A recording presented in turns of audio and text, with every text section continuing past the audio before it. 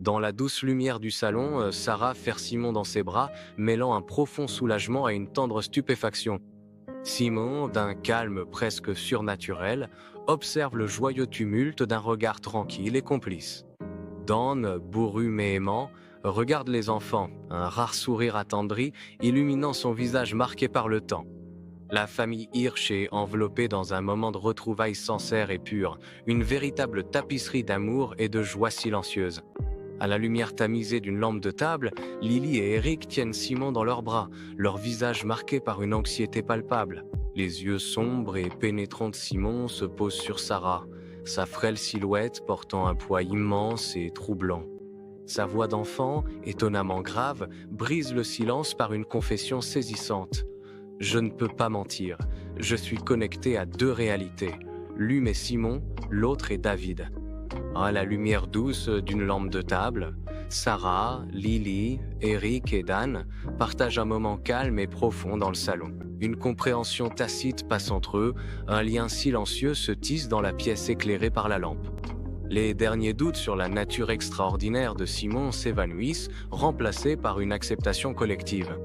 Le visage de Lily rayonne, son expression illuminée par un profond sentiment de justification et de triomphe. Dans le calme du salon de la famille Hirsch, Dan se tourne vers Simon, le visage marqué par la confusion et la lassitude. L'air lourd vibre encore des échos des récents bouleversements, un contraste saisissant avec 8 années de silence. Le regard de Dan transperce Simon, une supplique désespérée de réconfort gravée dans tout son être. Sa voix, à peine un murmure, brise la tension. « Tu peux me promettre qu'il n'y aura plus de surprise ?» Son expression reste calme, presque sereine, défiant la tension qui règne dans la pièce. Aucune colère, aucune défensive, juste une certitude tranquille dans son regard alors qu'il commence à parler. Il déclare calmement « Je ne choisis pas mes actions, Dan. Ce sont des réactions. » La voix de Simon, posée et limpide, affirme « Je suis le remède aux causes qui surgissent près de moi. » Dans le salon faiblement éclairé, de longues ombres dansent, projetées par la seule lampe, créant une atmosphère d'inquiétude. La mère de Sarah, le visage marqué par l'inquiétude, se tord nerveusement les mains, le regard fixé sur un point lointain et invisible. Son attitude pragmatique dissimule à peine une profonde appréhension, une lutte silencieuse contre la peur. Elle exprime sa plus grande crainte. « J'ai juste peur de ce qui va arriver ensuite. » La terreur indicible plane dans l'air alors qu'elle suggère « Peut-être qu'on devrait retourner à Chicago. » Dans le salon des Hirsch, la lueur douce d'une lampe de table projette de longues ombres inquiétantes. Sarah reste figée, sa posture trahissant un lourd fardeau, faisant face à sa mère assise dans un fauteuil moelleux. L'air s'alourdit d'une tension non dite, une nouvelle réalité brutale s'abattant sur elles deux. La voix de Sarah, ferme mais tendue, brise le silence. On doit rester en Floride. On ne peut pas partir tant que le FBI ne nous a pas innocentés. Il faut être sûr qu'aucun autre criminel ne viendra se venger de nous. Dans une salle d'interrogatoire austère du FBI, une simple table en métal domine la pièce, attendant sa révélation sinistre. La boîte, messagère de vérité, repose ouverte, son contenu désormais exposé à la lumière impitoyable. Des liasses de billets, froides et insensibles, reposent blottis à côté de kilos de cocaïne et d'héroïne illicite. Un assortiment glaçant d'armes silencieuses et mortelles est méticuleusement disposé, témoignage de sombres agissements. De faux documents judiciaires, leurs mensonges exposés au grand jour, complètent ce tableau terrifiant du crime. Les preuves accablantes, comme Simon l'avait prédit, en disent long sans prononcer un seul mot. Dans une salle de conférence du FBI sous tension, l'agent Walker, sincère et débraillé, est plongé dans une discussion animée avec 7 autres agents. Leurs voix, une cacophonie d'urgence, résonnent dans la pièce, chaque mot chargé d'un poids indicible. Soudain, la porte s'ouvre dans un léger grincement, annonciatrice de changement. Le chef Edwards entre, sa silhouette imposante s'imposant instantanément et plongeant la pièce dans le silence. Un silence tombe, la conversation bourdonnante s'interrompt brusquement alors que tous les regards se tournent vers le chef. L'atmosphère s'alourdit d'anticipation, signalant un changement radical dans la dynamique de la pièce. Dans la salle de conférence du FBI, le chef Edwards s'adosse, un sourire en coin effleurant ses lèvres, scrutant la pièce avec une assurance glaçante. Il applaudit lentement, le bruit résonnant de façon sinistre, son regard fixé sur Walker avec une lueur sarcastique. L'air crépite d'une tension inexprimée, chargé d'un silence inquiétant qui précède la tempête. Avec un sourire glaçant, le chef Edwards lance sa remarque cinglante. « Félicitations, Walker, pour l'affaire, bien sûr. » Dans une salle de conférence stérile du FBI, un silence tendu pèse lourdement alors que l'agent Walker, une légère rougeur montant dans son cou, fait face au chef Edwards. L'expression sceptique d'Edwards est palpable, tandis que Walker s'éclaircit la gorge, prêt à annoncer une nouvelle incroyable. « Chef, je sais que ça paraît improbable, poursuit Walker, mais la vérité, c'est que le véritable auteur de la résolution de ces meurtres était un garçon de 8 ans, Simon. » Edwards rétorque. « Un enfant de 8 ans? Walker, t'es sérieux ?» Walker insiste. « Il a des capacités. Il savait des choses, chef, des choses que personne d'autre ne pouvait savoir. Par exemple, il était au courant de la grossesse de Julie. » Le rire tonitruant du chef Edwards brise le silence de la salle de conférence stérile du FBI, un éclat de pure incrédulité. Ses yeux, vifs et moqueurs, se posent sur Walker, une lueur railleuse au fond du regard. « T'es sérieux, Walker? Un enfant ?» Il ricane, la voix chargée de mépris. « Si un gamin peut résoudre nos affaires, à quoi bon avoir tout ce bureau ?»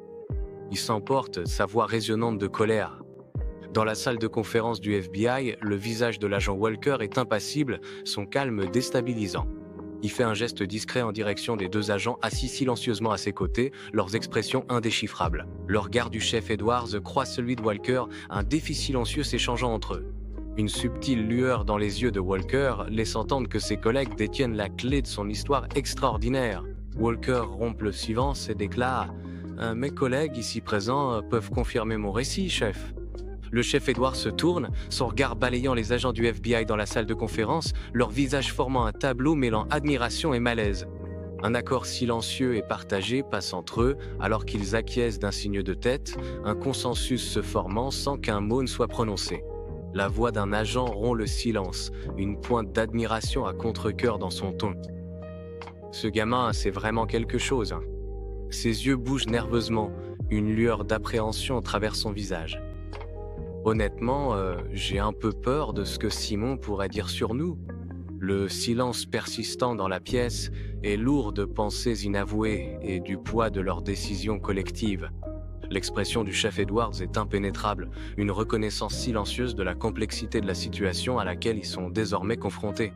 Le chef Edwards, le visage marqué par l'incrédulité et la frustration, fait les 100 pas dans la salle de conférence silencieuse du FBI. Il frappe du poing sur la table, le bruit sec résonnant dans le silence tendu.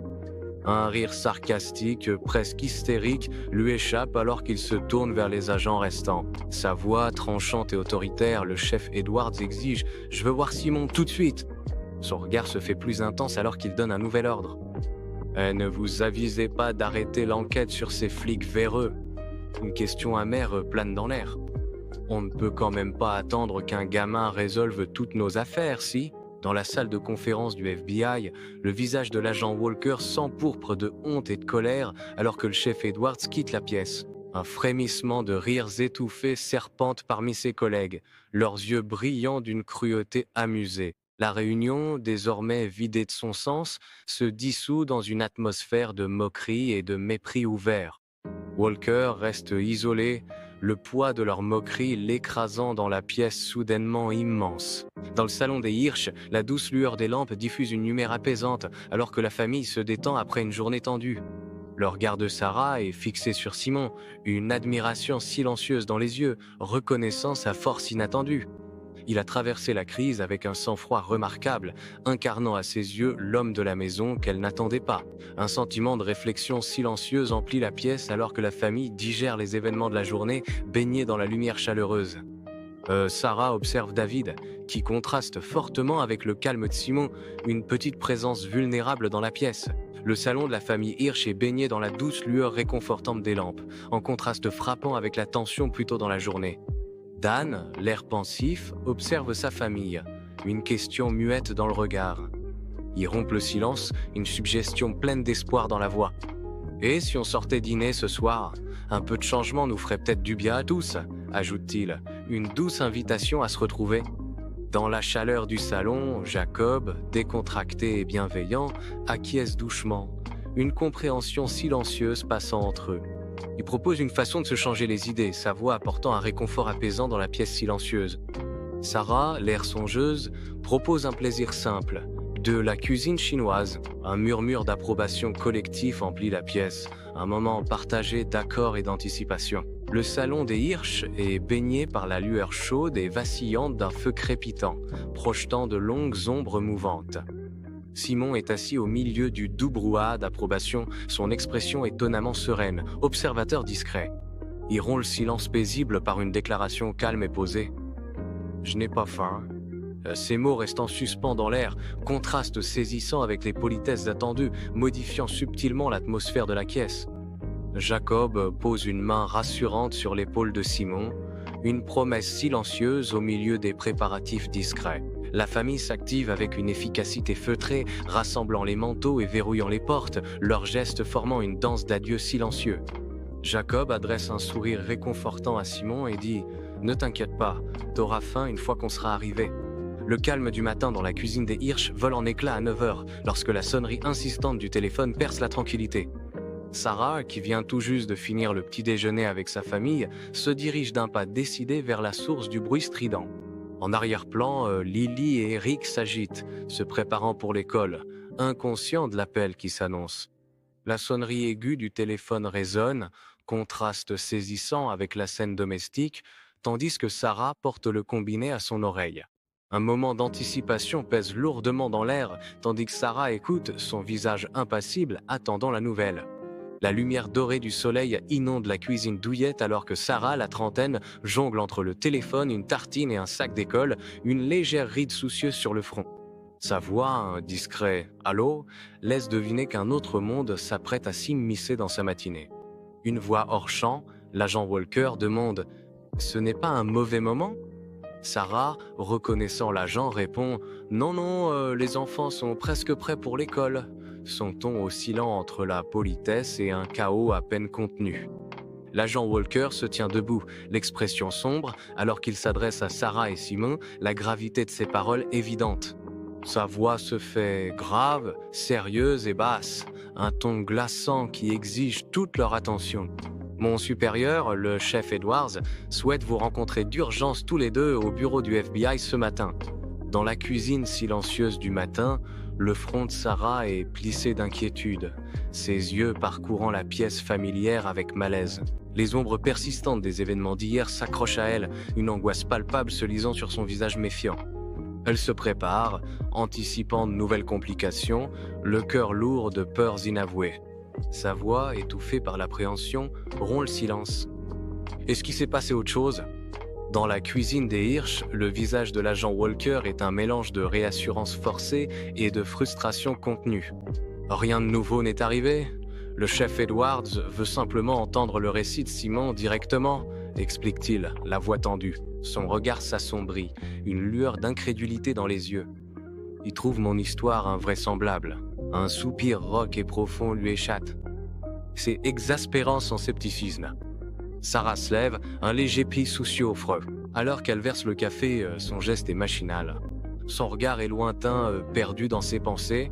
Le café coule dans la tasse sans qu'elle s'en rende compte. Un murmure s'échappe de ses lèvres, une question qui pèse dans le calme du matin.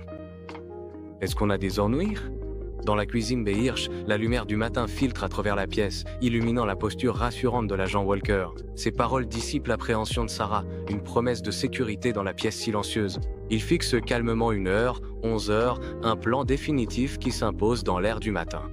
Sarah, sa peur momentanément apaisée, acquiesce d'un signe de tête, acceptant silencieusement le cours des événements. La tension non dite persiste, un subtil courant sous la surface de leur échange apaisé. Une trêve fragile s'installe, un calme temporaire avant la tempête, tandis que le matin poursuit sa marche silencieuse. Dans la lumière chaude du matin qui baigne la cuisine, Sarah raccroche le téléphone, le visage marqué par une inquiétude silencieuse et profonde. Son regard se pose sur les grands-parents assis à la table, dont les visages reflètent la même inquiétude alors qu'elle leur raconte la conversation. Une lueur de mécontentement traverse le visage des grands-parents, vite remplacée par une compréhension silencieuse et résignée. Mais y a pas d'autre issue? Lily et Eric, leurs cartables jetés sur leurs jeunes épaules, apparaissent, prêts à affronter la journée.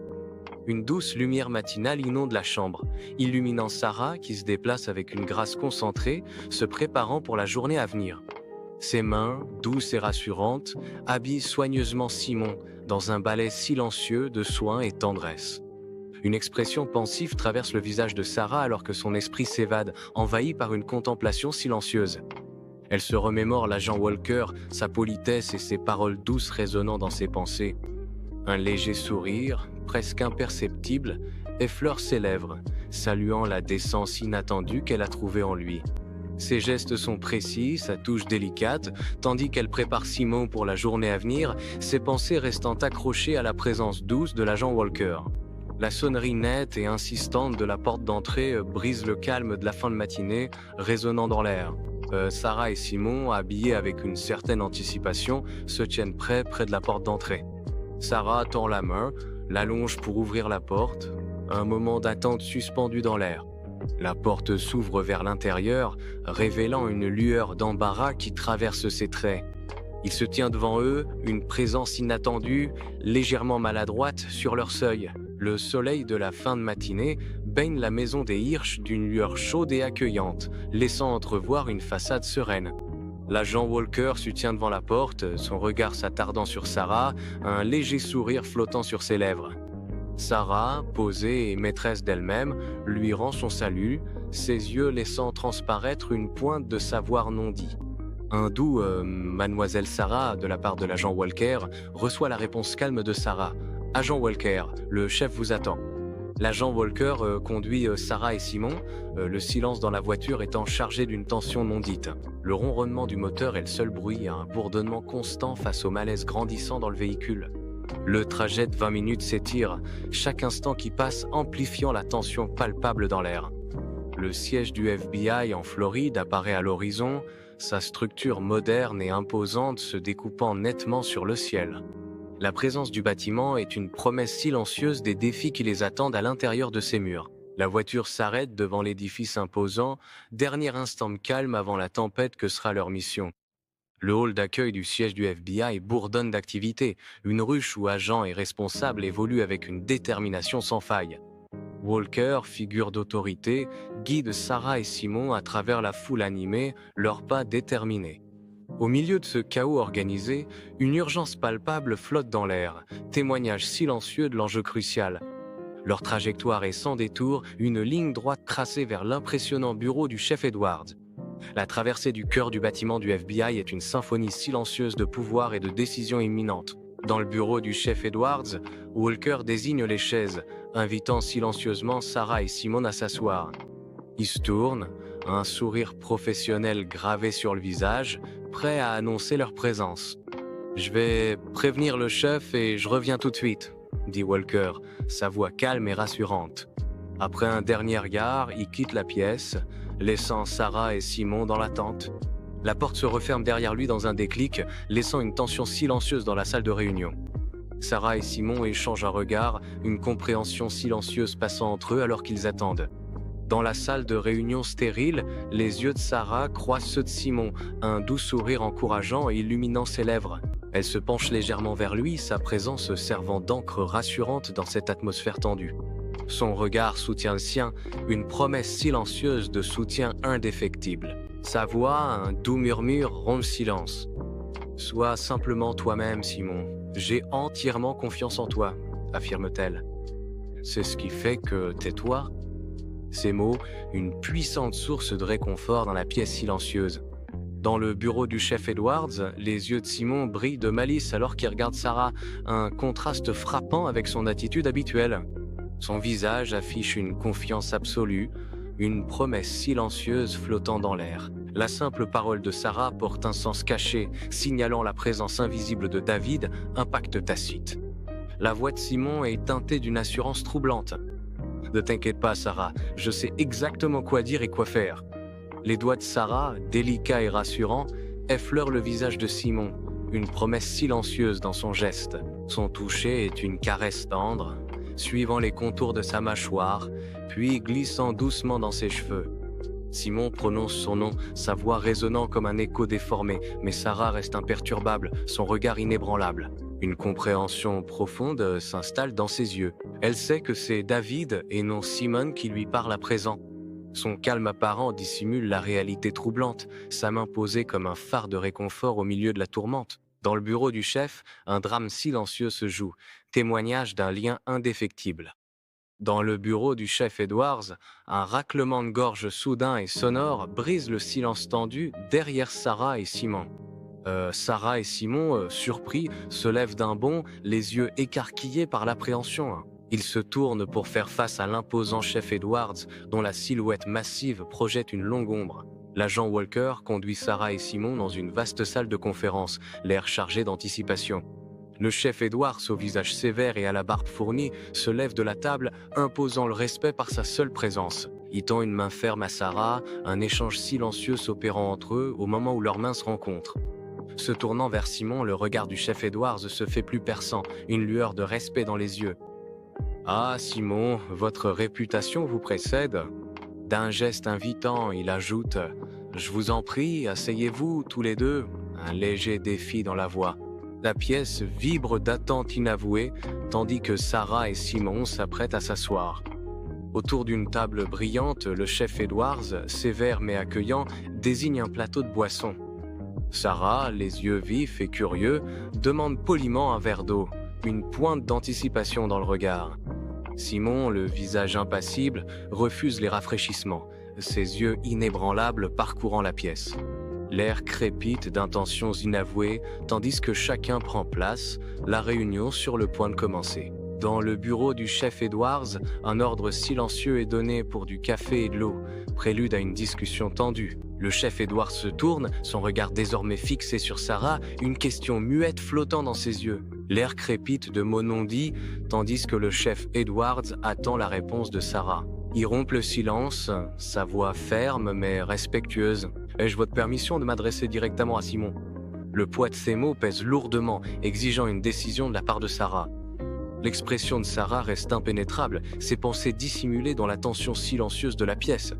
Dans la salle de conférence du chef Edwards, les yeux de Sarah, emplis d'une question silencieuse, croisent ceux de Simon. Simon lui adresse un léger signe de tête rassurant, répondant ainsi à sa question muette. D'un léger mouvement de la tête, Sarah lui donne la permission de parler. Simon, sans hésiter, s'adresse au chef, sa voix claire et résonnante. Dans la salle de conférence austère, l'air crépite d'une tension non dite, tandis que Simon, apparemment calme, commence à parler. Le chef Edwards, habituellement un roc de stoïcisme, écoute attentivement, son calme commençant lentement à se fissurer. Simon révèle des détails intimes de sa vie, ses 3 ans de divorce avec Angela, la mort récente de sa mère. Une incrédulité stupéfaite envahit le visage du chef Edwards lorsque Simon évoque sa fille de 5 ans, Alina. La voix de Simon, posée et calme, énonce une vérité qui pèse lourdement dans l'air, une présence palpable dans la pièce. Le chef Edwards reste figé, sa posture témoignant du choc des paroles qu'il vient d'entendre. Ses yeux, grands ouverts et fixes, trahissent un esprit qui peine à saisir une réalité impossible. Un souffle silencieux s'échappe de ses lèvres entr'ouvertes, mais aucun son ne suit, comme paralysé par la révélation. Les mots de Simon brisent le silence. Alina a un problème ovarien non diagnostiqué, insiste-t-il. Elle doit consulter un gynécologue immédiatement si nous voulons préserver sa fertilité future. Le bureau du chef Edwards est chargé d'une tension non dite, l'air alourdi par un silence inquiétant. Son visage, masque d'incrédulité et d'inquiétude profonde, finit par rompre l'immobilité pesante. Son regard passe de Simon à la chaise vide, un vide glaçant là où Alina était assise. Il peine à exprimer l'impossible. Je sais que ça paraît impossible, Simon. Un appel désespéré lui échappe. Mais j'ai besoin de te demander quelque chose. Puis-je appeler mon ex-femme ? Sa voix se brise sous l'urgence. Faut que j'organise immédiatement une consultation avec un spécialiste pour Alina. Le chef Edwards quitte la salle de conférence à grands pas, le téléphone collé à l'oreille, le visage fermé. L'agent Walker le regarde partir, un soulagement visible envahissant son visage. Un sourire lent et satisfait s'étire sur les lèvres de Walker, une victoire silencieuse dans son regard. Le poids de la justification s'envole de ses épaules, une discrète victoire flotte dans l'air. Il sait que son patron va enfin le croire, une bataille âprement menée est désormais gagnée.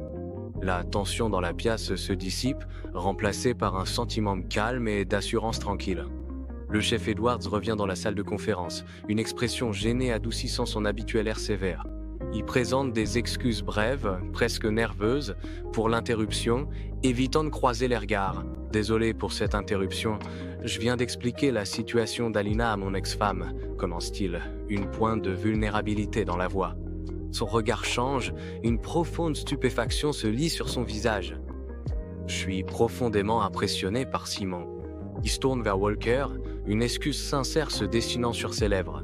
« Hé Walker, je m'excuse pour mes moqueries de tout à l'heure. » Un lourd silence s'installe, le poids de ses mots planant sur la pièce. Un lourd silence s'installe dans la salle de conférence, chargé de pensées inavouées et de tension. Le regard de Simon ne vacille pas, sa voix est calme et posée, alors qu'il rassure le chef Edwards. Il affirme que l'avenir d'Alina est prometteur, un rendez-vous chez le docteur Levy étant prévu dans seulement 2 heures. Le chef Edwards observe Simon, partagé entre l'incrédulité et l'émerveillement, stupéfait par ses paroles. Simon se penche en avant, sa voix se fait basse et pressante, révélant l'emplacement précis d'un terroriste de grande valeur. Le chef Edwards et Walker échangent des regards stupéfaits, leurs yeux s'écarquillant face à l'importance capitale de cette information. Ils détaillent 5 autres terroristes accompagnant El Maliki, une liste glaçante de dangers imminents. Un virus violent caché dans une guitare et leur secret mortel, une révélation qui glace l'atmosphère.